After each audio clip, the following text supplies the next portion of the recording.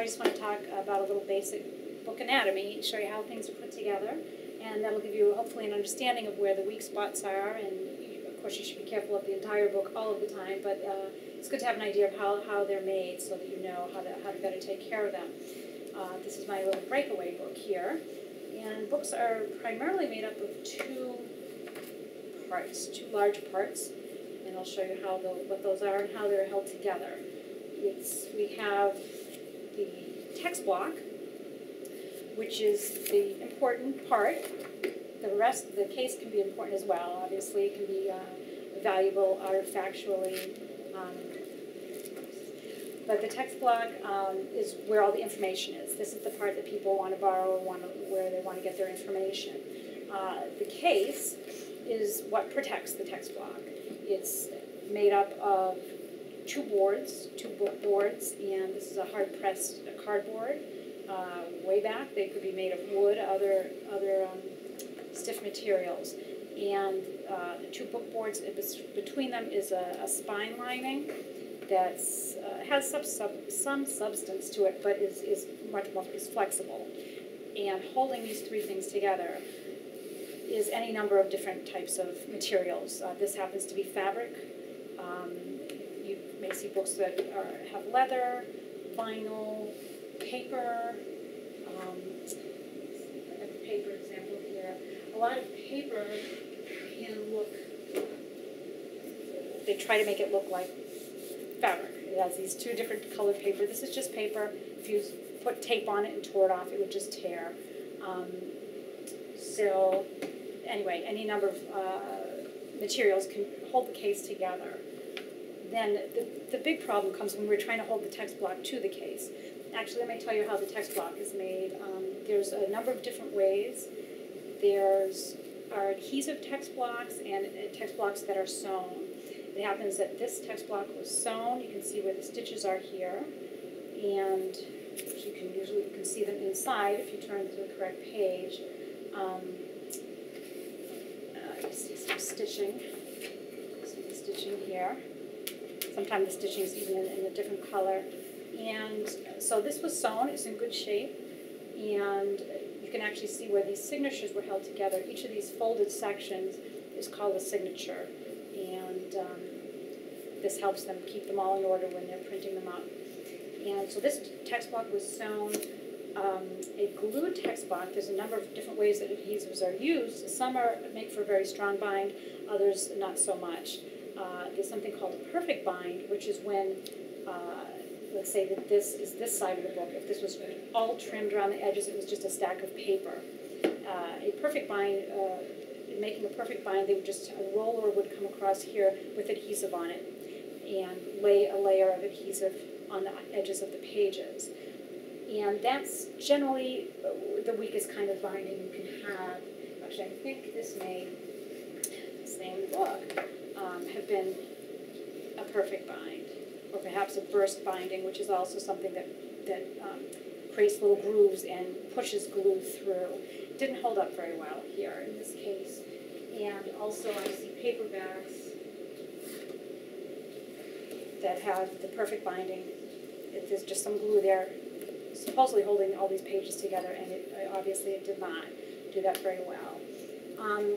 Another type of adhesive binding is called a double fan binding, and in that case, the text block the pages are spread out this way, so you can see this makes a wider surface, and you can see a tiny little bit of each page, so there's a surface there on each page, so the adhesive is run over this way, and then it's double fan, it's fanned back in the other direction, and the adhesive is run over again, and then again a third time like this.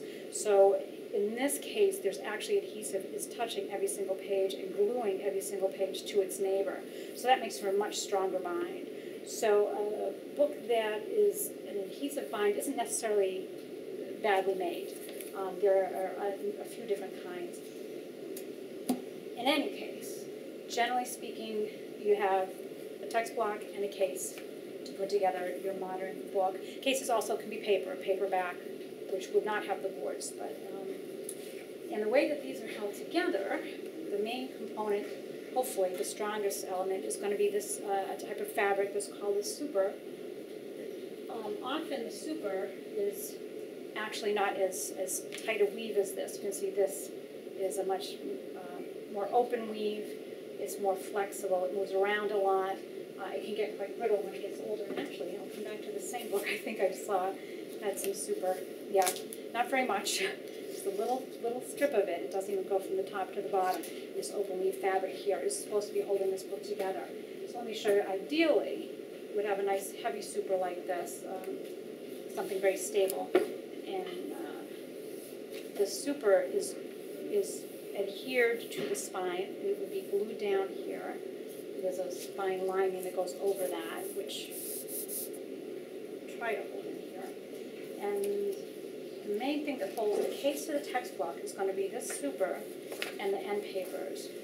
And the end paper would just go in here. It's placed over. This adhesive is placed between here to adhere the super to the end paper. And pour glue all over here. Close this up. And then we open it after drying. You would have this one side of the end paper would be adhered to this book board. So let me just show you. This is going to be a little easier for me to hold and show you. So this, yeah, here's one where the super has been glued down to the spine, and the end paper has been placed in here. And on this side, it's been done. The end paper is glued down here. This is called the paste down that comes across the page this way. And the same page is one continuous paper comes across, and this is called the fly leaf. And you can see actually the difference, especially in this book, to the paper. The book is made with, has become quite brown. So the end paper is generally a heavier paper, a little more sturdy. Still, I'm not sure, it's not always sturdy enough to hold the entire book together. Again, with a nice super, it's very helpful. So what's happening is the text block, which is, because it's a big chunk of paper, is quite heavy, relatively speaking. And you can see here, this is where it joins. As I mentioned earlier, the text block needs to flex in this direction. The spine needs to flex away in order for that opening to work correctly. So they're just held together at the hinge. And the hinge is this part of the, where I showed you the super and the end paper.